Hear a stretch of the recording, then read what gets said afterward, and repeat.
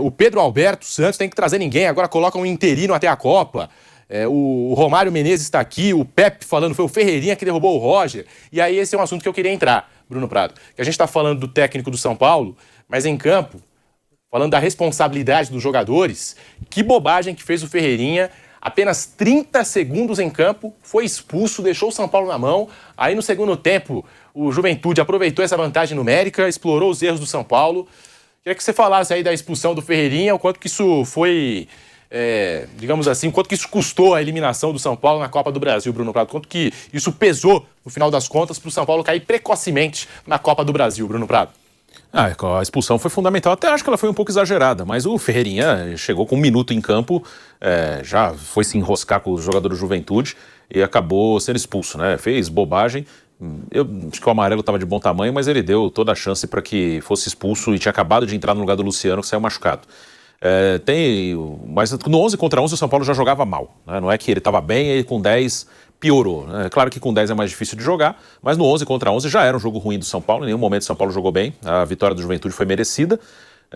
O jogo do Morumbi, ele foi muito decisivo para essa eliminação. No Morumbi o São Paulo perdeu a chance de matar o confronto, criou para isso, teve pênalti desperdiçado, teve gol perdido, jogou com um a mais por um bom tempo e não conseguiu matar o jogo. Lembra muito a eliminação da Copa do Brasil do ano passado para o Atlético Paranaense, que no Morumbi o São Paulo poderia ter matado o confronto, não matou. Naquele caso chegou a fazer 2-0, mas tomou um gol no final, aí ficou 2-1. E em Curitiba teve uma expulsão no início do goleiro, Rafael, e o Atlético venceu o jogo por um gol, levou para os pênaltis, e nos pênaltis o Atlético passou, até o Jandrei bateu o pênalti e errou. E o Atlético eliminou o São Paulo nos pênaltis. Então, acho que as duas eliminações do ano passado e desse ano são muito parecidas, né? Fez o primeiro jogo em casa, não liquidou e criou para isso nos 2 jogos, tanto no ano passado quanto esse ano. E na volta, uma expulsão acabou atrapalhando tudo. O problema de você não matar na ida é que um detalhe na volta fica pendurado, um gol. Sempre jogar fora é perigoso, contra times minimamente competitivos, né? Juventude é um time que estava na Série A ano passado, Atlético estava na Série B ano passado, voltou. Sempre você leva o confronto aberto para lá, um detalhe pode acabar com tudo, né? E nesse confronto com o Juventude teve a expulsão do Ferreirinha, mas repito, o time já jogava mal no 11 contra 11, a expulsão foi no final do primeiro tempo, e no ano passado a expulsão do Rafael logo no início do jogo. Então não matar no Morumbi deixou a coisa muito aberta e um detalhe, num mata-mata decide o confronto. Ô, Raí, é isso, o árbitro pode ter sido rigoroso, mas do jeito que ele virou o braço ali, deu margem pro árbitro expulsar o Ferreirinha, Raí Monteiro. Diante de tantas questões mais importantes e urgentes, o jogo acabou passando ao lado, né? Eu acho que houve um rigor, na minha opinião, houve um rigor excessivo na expulsão do Ferreirinha. Ele põe ali um braço, tá, uma disputa, talvez ele tenha sido imprudente, mas acho que ele não agrediu o jogador para cartão vermelho direto. Eu discordo bastante da expulsão. E isso, obviamente, condiciona o jogo, né? Você joga um segundo tempo inteiro com um jogador a menos. São Paulo não fez uma boa primeira parte. O Juventude já tinha sido melhor no primeiro tempo. Mas, naturalmente, à medida que você joga com um a menos, vai sendo ali pressionado. São Paulo tinha uma estratégia que eu até... E é duro dizer isso nesse momento, né? Até não achei a pior voltar com um terceiro zagueiro pro segundo tempo, porque, naturalmente, o Juventude, um time com pouquíssimos recursos, ia abrir e cruzar. Você leva a estatura e aposta em vencer esses duelos por cima, né? Para sofrer pouco defensivamente.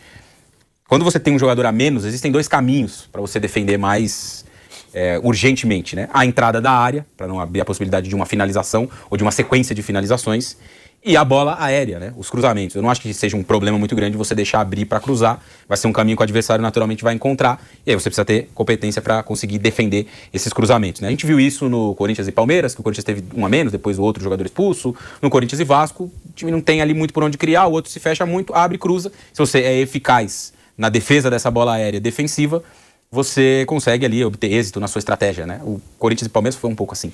Só que o São Paulo tomou 3 gols de cabeça, muito parecidos, né?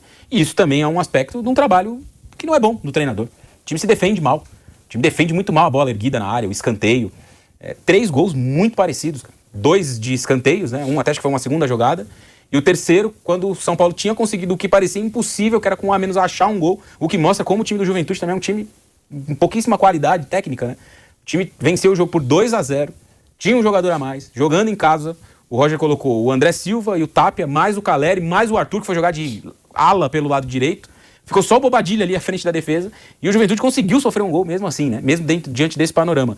Só que os erros nas bolas erguidas na área foram fatais, né? O time com 3 zagueiros altos, sofrer 3 gols de cabeça. O último deles, né, em cima do Sabino, um zagueiro alto que deveria ter um bom tempo de bola, demonstra como o São Paulo está se defendendo muito mal nesse trabalho do Roger, né? Como defensivamente o time não consegue sustentar nada. Tivesse um pouquinho de eficácia nesses duelos por cima, teria talvez empurrado o jogo para os pênaltis, teria talvez classificado, teria talvez uma vida maior aí pro Roger no comando do time, né? Mas a incompetência do São Paulo para se defender também acabou sendo um fator, embora, repito, eu acho que a expulsão foi exagerada. E você falou do Dorival, que agora é a prioridade, saiu a informação aí que o São Paulo hoje estaria dando prioridade ao Dorival Júnior com a saída do Roger Machado. Você citou essa questão da bola aérea. São Paulo hoje, no que o Juventude colocou a bola na área do São Paulo, um perigo eminente ali a todo momento, né? Tinha um perigo ali. Os 3 gols do Juventude de bolas na área do São Paulo, né? 3 gols iguais. E aí se questiona o Dória, se questiona o Sabino.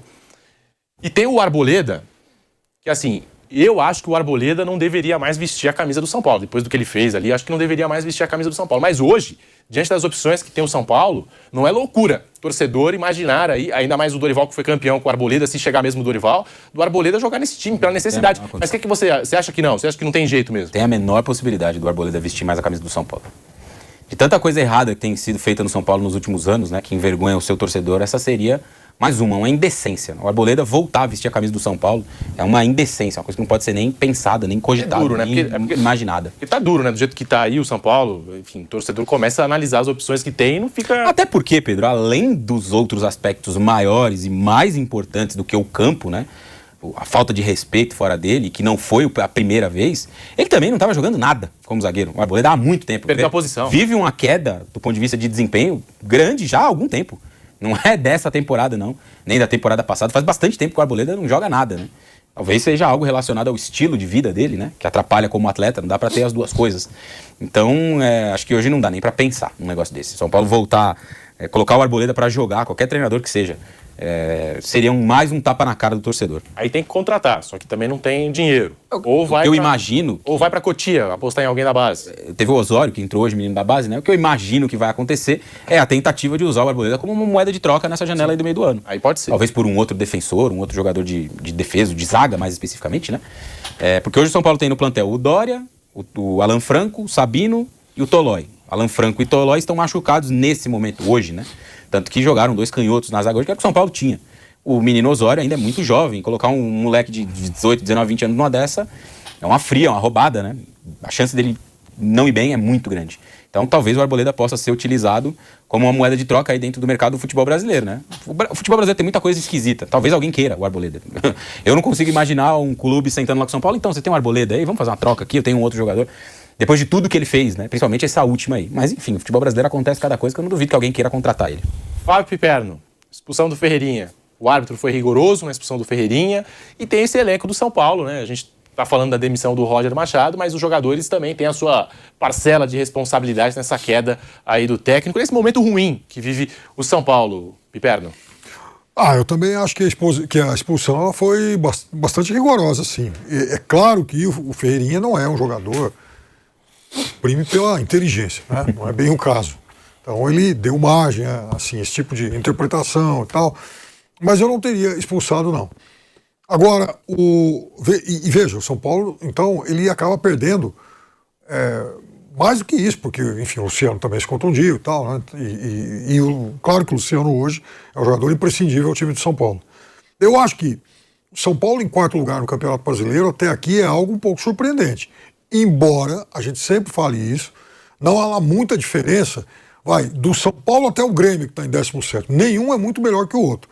Até porque essa diferença, embora na classificação pareça algo, eterno, quilométrico e tal, na bola e no número de pontos não é tão grande assim. Dá para pensar em 3, 4 rodadas, enfim, dá para a gente imaginar essa parte da tabela de classificação virada aí de pernas para o ar. E acho até que atrás do Grêmio está o Mirassol, que esse eu vejo condição de dar uma arrancada e subir um pouco. Aliás, está bem na Libertadores e classificou na Copa do Brasil. E talvez seja esse excesso que, inclusive, prejudique o time no Campeonato Brasileiro. De qualquer forma, o São Paulo, para mim, tem coisas insondáveis. O Raí falou dessa história do Arboleda. Em muitos momentos, eu achava que o Arboleda deveria voltar ao time, lá atrás.